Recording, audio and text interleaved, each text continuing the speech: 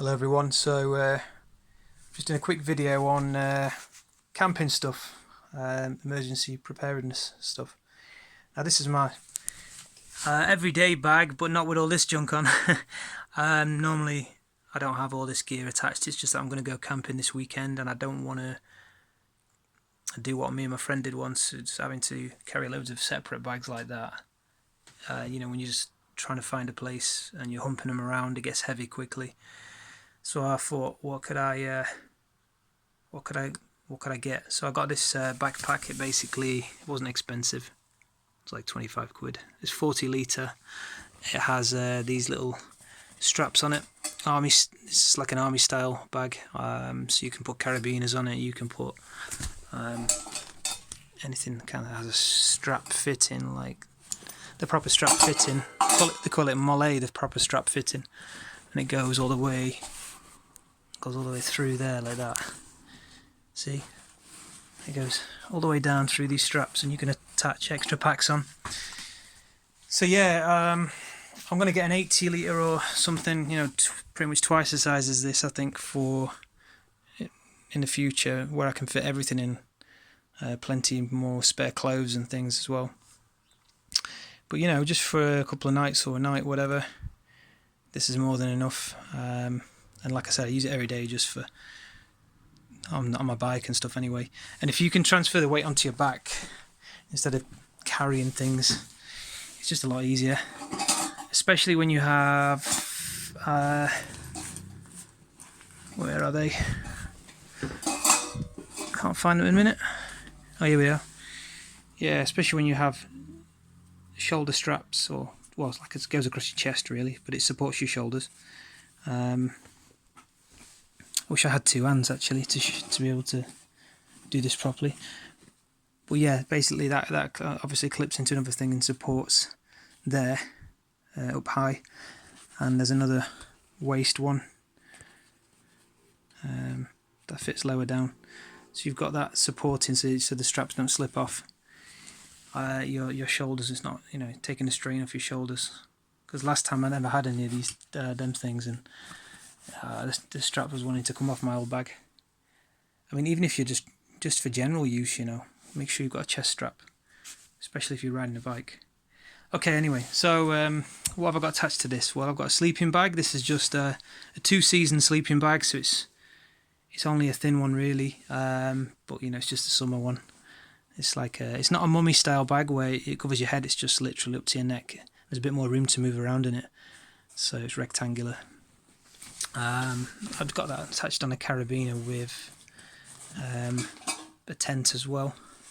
Carabiner should be the way up really. But anyway, the tent's a Gillett tent. I got that from Sports Direct. Okay, so where to get this one from? Eurohike. It was only like a tenner. This one was 20 quid, and yeah, it's rainproof, which is good, which I'm pretty impressed with for 20 quid. Sports Direct. It should be retail price 40 quid, but it's a quick pitch 2-man tent. So, or be quite spacious if it's one person. You get all your gear in there easily, and have plenty of room to stretch around. Yeah, that's brilliant for the price. And me and my friend Luke stayed in the same one recently in the Brecon Beacons, and it was fine. And yeah, the weather conditions there are so changeable. So if it can survive there, I'm sure it can survive anywhere. What else have I got on the outside? So making all this noise, I've got a stainless steel whistle kettle there. It whistles when it's done, and a couple of mugs. Yeah, the reason I got stainless steel instead of aluminium is because you can get heavy metal toxicity from aluminium. You should never really use that continuously, because it can put aluminium in your bloodstream, and that's been one of the primary causes for Alzheimer's and dementia. We're in an aluminium age now, because when you think about it, cans, tin foil, we're using it all the time. Aluminium linings on everything. People wrap the Christmas turkey up in it in tin foil, or just food in general, in the oven. Drinking out of fizzy pop cans and the like. And yeah, if you're heating up things with aluminium, or if you're even, I mean, I have got some some food tins in the bag that are aluminium, what you can eat out of. It's not too bad if it's a short period of time.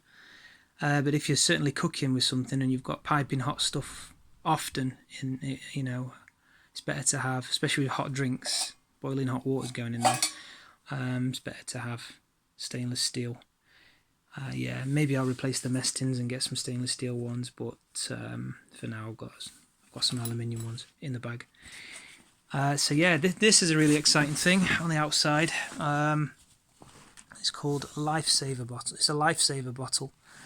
I actually got a military attachment case for it, which is pretty cool, off eBay. Designed especially for it. Let's have a look. So, let's open this up.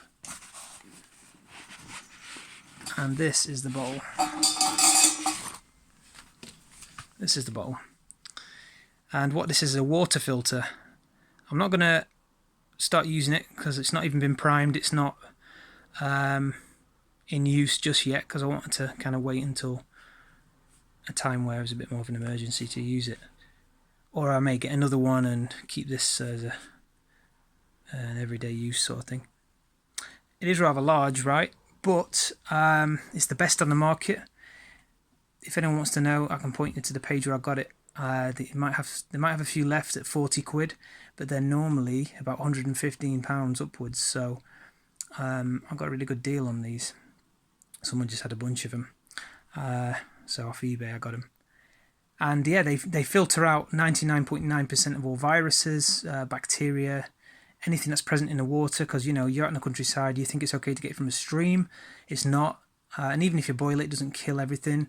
You can get other brands that are pretty good at filtering water, but they don't do the viruses. And if there's a dead sheep in a river and the water coming downstream, it just gives you that extra safeguard, that extra peace of mind.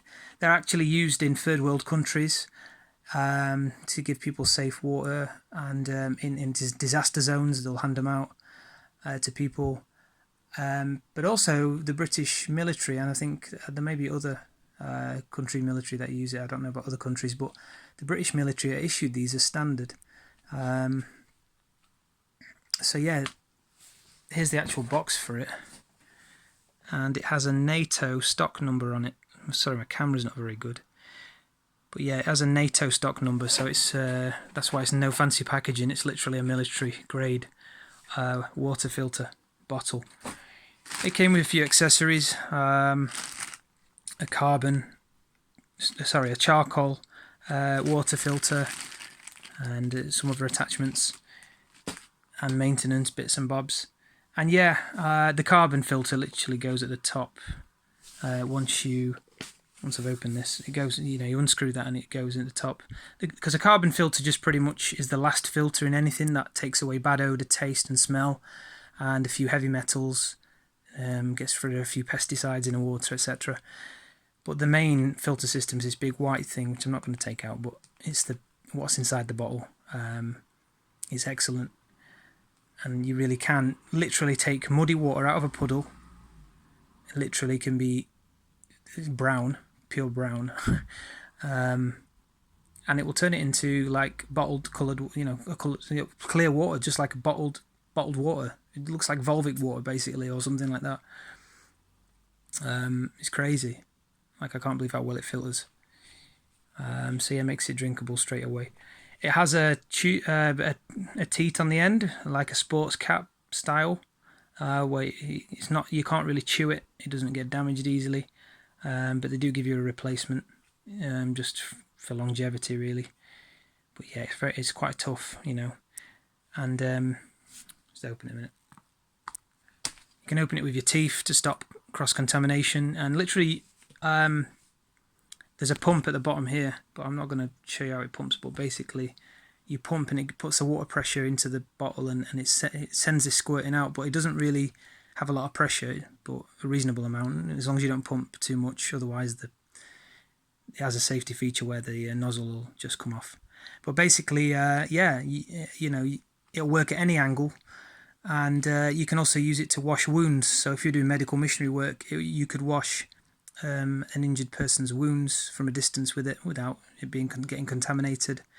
and it's specially designed for that in the field, for military use, or for your own wounds or whatever, you know. And you can share water with anyone really without them touching their lips, mouth being round the nozzle, which is good, because you don't have to draw it up like a normal sports bottle. Remember, you pump in the bottom and the pressure will come up and it will come out. So literally, you just hold it near your mouth and it will,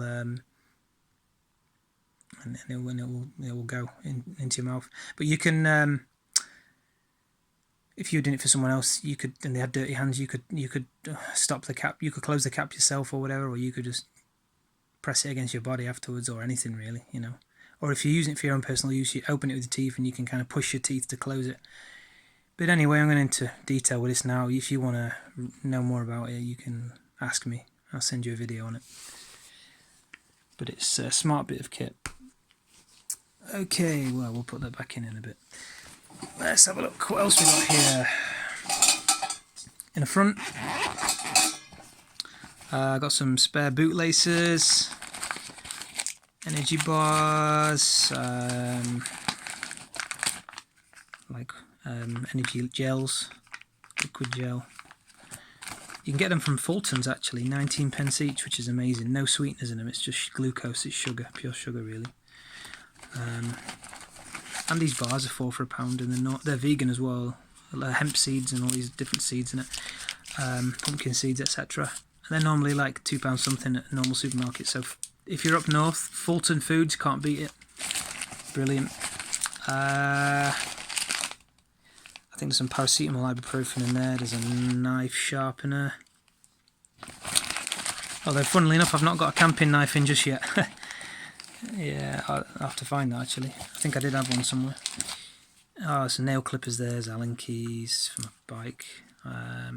That's a magnet. They're stuck to a big magnet because that's something I made to protect against 5G, which is a load of ferrite magnets.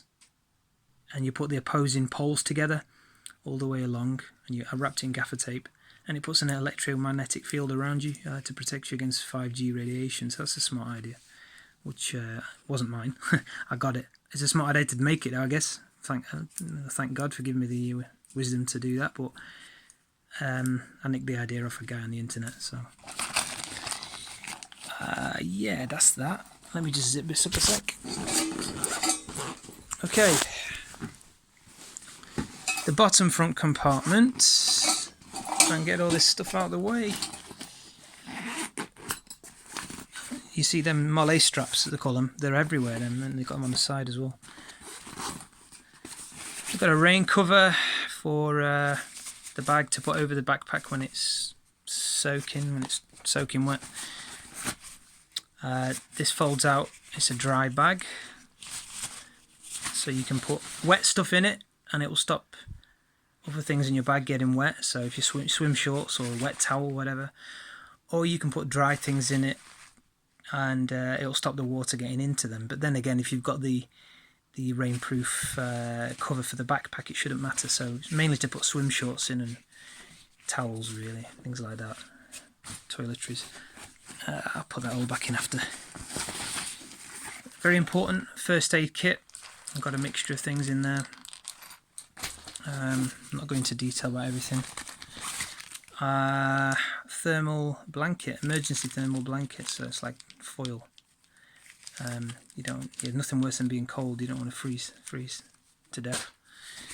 So yeah, obviously this is if you're going wild camping, you haven't really got any facilities, or it's just good for an emergency pack. You never know what might happen if power grids go down, and I don't know, there's social unrest and chaos. It's always good to be prepared. Try and make it as light as possible, really. This is not ideal, but it's a start. I'm getting into it, you know. I've got some disposable gloves there as well, for dealing with patients if you're treating them, or whoever's injured, really, you know, or yourself. Right, okay, so compression straps stop the zips from busting on the side when there's too much pressure or too much weight. So I've got a couple of them done up to show you already. Yep, compression straps, top and bottom. Okay, so this middle compartment.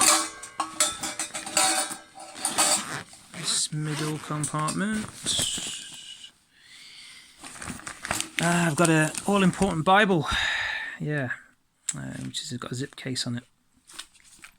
King James version, of course. But yeah, that is essential kit for me. Right, what else we got? Got a knife, fork and spoon in there. I'll just drop that. I've got a comb, just personal bits and bobs in there. Toothbrush, which folds in on itself. Some sun cream. I've got like some chargers here. I actually got a solar-powered audio Bible, which is a cool gadget. This thing. Just play it a sec. Compass me about with songs of deliverance. I will instruct thee and teach thee in the way which thou shalt. Okay, turn that off a minute. Charge it on a window in the sun. But yeah, there's actually a normal charger for it here as well. A USB charger for that Bible, for that audio Bible, because it's an alternative way of charging it. I've got a normal power bank in here as well, a little one. Tin opener, all important tin opener. It's like for opening, grabbing hold and ripping things open quickly, like it's a package opener really, but I don't know, it's just handy to have that for opening things quickly. Mark Studying Together, it's a Bible handbook, reference book by Mark Finley, very good for showing you how to approach different sorts of people and their backgrounds and how to reach them with the gospel. Okay, let's pop that away a sec. In fact, I want to pack it properly back in a bit. Wow, noisy, noisy, noisy. You can't be very stealthy with them, can you? There are other ways you can pack them quietly, I'm sure. Let's have a look in here. This is the main compartment. Okay, it won't be much longer, this video now. Yeah, needs no introduction. Thinsulate beanie hat. Not right now, it's sunny, but I'm just kind of showing you what you would put in it. For this weekend, I'll probably take the hat out actually. After this video. A mallet for knocking down tent pegs. Mess tins, they fold out with handles and you hold them and you eat from them. They're aluminium, that's what I was on about. But at least it keeps your food warm, that's the main thing, keeps it warm when you want a hot meal. Be good if I get stainless steel to replace them, but anyway. Yeah. Well, plastic spoon, nice and light. You could get plastic, you know, dishes to eat from, but you know they don't, keep heating like metal does.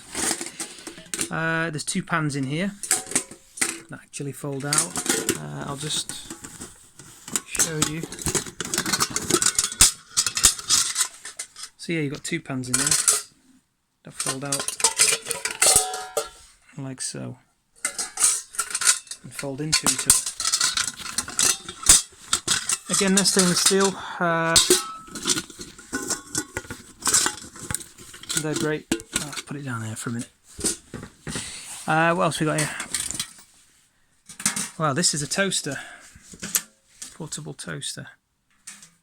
So that's the underside.